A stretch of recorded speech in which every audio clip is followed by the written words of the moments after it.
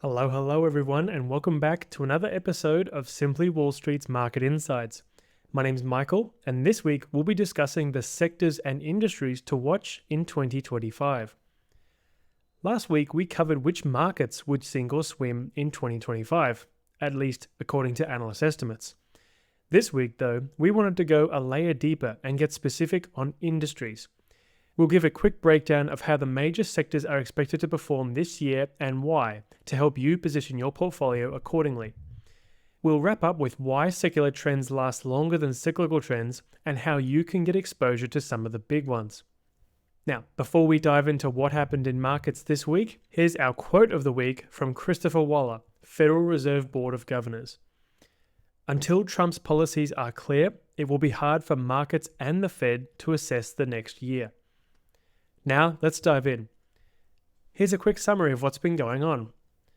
First up from Sherwood, Comcast comes for big tech moneymaker with a small biz-focused ad sales platform. What's our take on this news? As we discussed in November, when a market opportunity is big enough, everyone will want a slice of the pie. Comcast is taking inspiration from the bigger tech companies that are simplifying their ad buying options, and it's about to offer one of its own for its own streaming service, Peacock. Comcast's experience in the TV ad game might make for a smooth launch and a new, albeit small, revenue stream. However, the small to mid-sized businesses they're targeting are spoiled for choice in the ad streaming space, given the other streaming services have the same offerings but with much bigger subscriber bases than Peacock. Next up from The Verge, NVIDIA announces $3,000 personal AI computer called Digits. What's our take on this news? The world's smallest supercomputer paves the way for NVIDIA to increase its network effects and ecosystem. The small desktop form factor and reasonable price, relative to its performance, will allow NVIDIA to grow the adoption of its hardware and software among more consumers, like data scientists, AI researchers, and others who are outside their usual data center customers. If more AI models become open source, then it's in NVIDIA's best interest to ensure that the engineers and data scientists contributing to their development are equipped with NVIDIA hardware to ensure optimizations are tailored to NVIDIA's hardware. That's how you build up a strong network effect and ecosystem that's hard, or at least unappealing, to leave. We're looking at you, Apple. If they can pull this off, their moat in the AI space may grow even further. Next up from the Wall Street Journal, how Uber and Lyft are gearing up for the robo-taxi revolution. What's our take on this news? Sometimes it's best to put the swords down and make a deal. A few years ago, Uber and Lyft scrapped their own self-driving projects. Now, they're partnering with the robo-taxi companies themselves like Waymo and May Mobility. These platforms have networks of tens of millions of customers. Meanwhile, the autonomous vehicle car companies have the technology but not the network of riders. So, forming partnerships makes sense. They are also exploring allowing individuals to list their own autonomous driving cars on their platforms. It remains to be seen how this revenue opportunity will develop, what its margins will be, and how sustainable it is. While progress is being made, Uber executives have said it might take a decade before half of all Uber trips in the US are completed by self-driving cars. So, don't expect this to be a large portion of revenue anytime soon. Speaking of partnerships, Delta Airlines has now cancelled its 8-year-long partnership with Lyft in favor of Uber. That might be due to the fact it has a much bigger network. Next up from the New York Times, Meta says it will end its fact-checking program on social media posts. What's our take on this news? A shifting political and social landscape calls for shifting content moderation policies. Musk's X platform, formerly called Twitter, has a free speech policy, utilizing community notes that add context to posts, and it appears Meta's platforms are going to move in a similar direction. The company is moving away from a censor first, ask questions later approach that was originally implemented in 2016 and was ramped up over the last few years. With the election being a big catalyst for the company's decision, Zuckerberg said he wants to, quote, focus on reducing mistakes, like posts taken down accidentally, simplify its policies, and restore free expression on its platforms. From a business point of view, this might help minimize the amount of users who might have left the platform because of its heavy-handed moderation policies. Next up from Axios. Fed calls out trade and immigration policies as inflation risks. What's our take on this news? Inflation and interest rates might stay higher for longer than originally anticipated. As we've discussed multiple times, President-elect Trump's proposed tariffs and plans for deportations are inherently inflationary, and they are colliding with the Federal Reserve's plans to get inflation below 2%. Policy meeting minutes indicate that because of the elevated upside inflation risk from the uncertain and potential changes to trade and immigration policies, they now see half as many rate cuts in 2025 as they did before, 2 cuts down from the previous 4 cuts. Changing interest rate expectations leads to changing investor sentiment and valuations. However, at the moment, there is a lot of uncertainty around these expectations and those policies, so it's hard for investors to confidently reflect any of this into the price of assets. And lastly, from Yahoo Finance and Reuters, Deere unveils new autonomous tractors. What's our take on this news? Automation is a play on AI, as well as demographic and geopolitical trends. Autonomous tractors have been around for a while, but improving technology is making them more capable each year. They now have better hardware, cameras and processors, and software, AI and computer vision models. In America, the agriculture industry is expected to be amongst the worst affected by deportations and lower immigration rates. However, labor shortages are becoming a problem in many countries due to aging populations and deglobalization. Generative AI gets most of the attention, but automation may have more obvious and pressing use cases. Not that this is a problem for NVIDIA. After all, Deere's new tractors are powered by onboard GPUs. Now let's dive into the main piece. The first sector we're going to cover is technology. The year that Gen AI's value prop is shown. Generative AI is still front and center within the technology sector. Macquarie recently published an article, Gen AI's true value will become clearer in 2025. They noted that AI's benefits should become more measurable and the real potential will become more apparent in 2025. The direct way to track AI adoption and demand is by looking at the revenue generated by companies selling models and apps.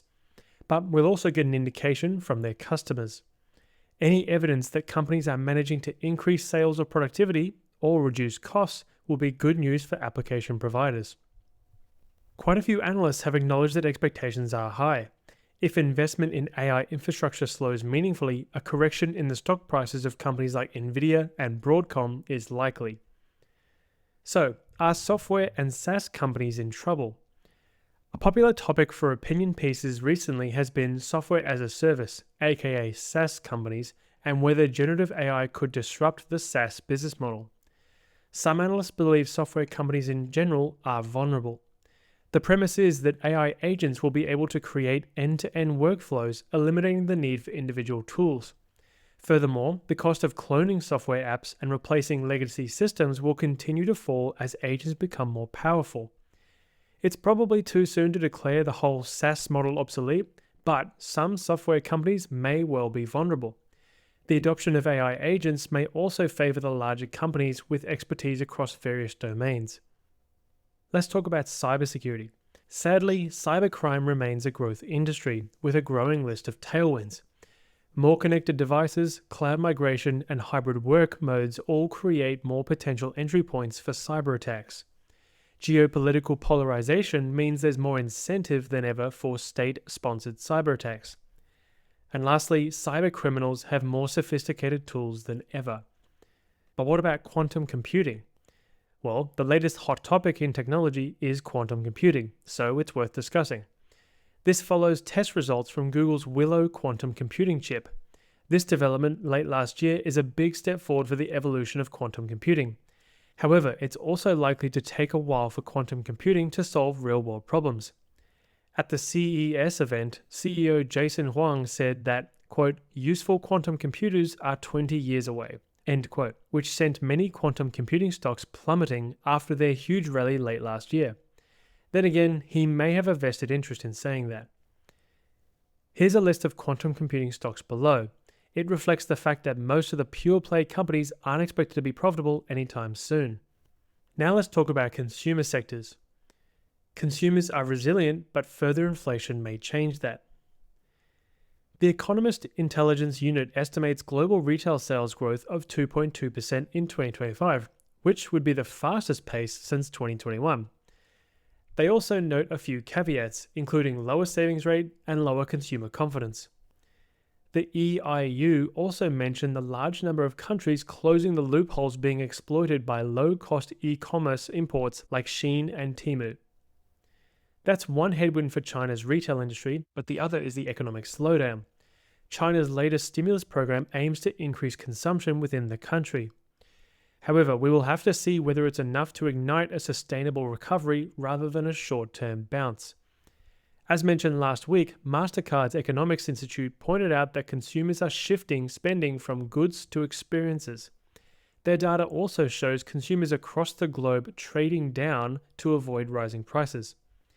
In particular, they noted that consumers are traveling to cities that offer better value for money than more well-known but expensive cities. Consumers are also shifting from high-end luxury apparel to mass-market options, mostly from discount e-tailers. Whether this trend continues may depend both on inflation and tariffs in the US. For the next sector, let's talk about healthcare. Budgetary constraints will favor the frugal. Global healthcare spending continues to rise each year. However, some analysts have warned that government budgets are constrained and spending may not rise as much as in the past. This will favor healthcare providers that can reduce costs by improving efficiency. Investors are hoping for breakthroughs in cutting-edge fields like genomic medicine. Whether that happens in 2025 remains to be seen. Analysts are somewhat divided over GLP-1 drug makers like Novo Nordisk. Michael Kembalest at JP Morgan points out that discontinuation rates are likely to affect some GLP producers. The other side of that argument is the fact that GLP-1 drugs are proving to be effective in treating a growing list of other conditions. Ultimately, the winners are likely to be the companies that can produce GLP-1 treatments with fewer side effects. Next up, let's talk about real estate. Strength in specialty and weakness in others. Real estate industries in many countries have faced major challenges over the last few years. In the residential space, housing shortages are making homes unaffordable for most consumers, while commercial real estate is suffering from a lack of demand. Narit believes that 4 megatrends will continue to shape the global REIT market, namely 1. Specialization. Honing in on one property sector will enable REITs to become better operators. 2. Scale. The larger the operating platform, the greater the economies of scale. 3. Innovation. Developing new types of properties will help catch the eye of forward-thinking investors. And 4. Sustainability. Offering an energy-efficient asset will attract sustainably minded investors. There is plenty of demand in certain key industries like data centers and healthcare and other specialty industries. Other industries, though, like office and retail, are for the most part on the wrong side of secular trends. However, there are some pockets of demand within those industries. Next up, let's talk about energy. Firstly, oil and gas. Consensus on weaker outlook. The outlook for the oil price and oil producers appears very subdued. There seems to be 4 reasons for this. Historically, China has been the biggest driver of oil demand growth. In 2025, India is expected to take that crown. Sinopec believes that China's consumption of oil will peak by 2027 and possibly as early as 2025. Secondly, OPEC Plus have cut their demand forecast for 5 consecutive cuts. Nevertheless, OPEC Plus members plan to gradually end their production cuts. Thirdly, non-OPEC producers, led by the US, are increasing production. And lastly, Donald Trump is in favor of increasing production even more. India now accounts for more consumption growth than China, but growth is likely to be subdued unless economic activity surprises on the upside in either country. Despite the weak outlook, oil stocks can act as a hedge against inflation and geopolitical events. Also, while many analysts aren't optimistic, some are actually still bullish. For one of the more bullish theses, have a look at Fidelity's energy outlook. Next up, still within the energy space, let's talk about renewables. Headwinds in the US, but not elsewhere. It's no secret that Donald Trump isn't a fan of wind or solar power. His election win will certainly result in lower growth than a Harris victory would have. but most analysts still see the installed capacity in the US increasing, just at a slower pace. Outside of the US, policymakers are as committed to renewable energy as ever. Furthermore, lower interest rates will result in more projects being viable and therefore approved. Now let's talk about commodities. Broadening demand increases. HSBC believes there is a major shift in the demand for resources happening due to the decarbonization and electrification of the global energy mix. In the short term, this favors copper and aluminium. Over time, they believe demand will broaden to include other materials. HSBC actually sees the supply of these materials potentially constraining the transition to clean energy. So if policymakers are committed to renewables, they may need to step in to ensure there's enough supply of these materials. Next, let's talk about gold. Bullish as a hedge against macro events.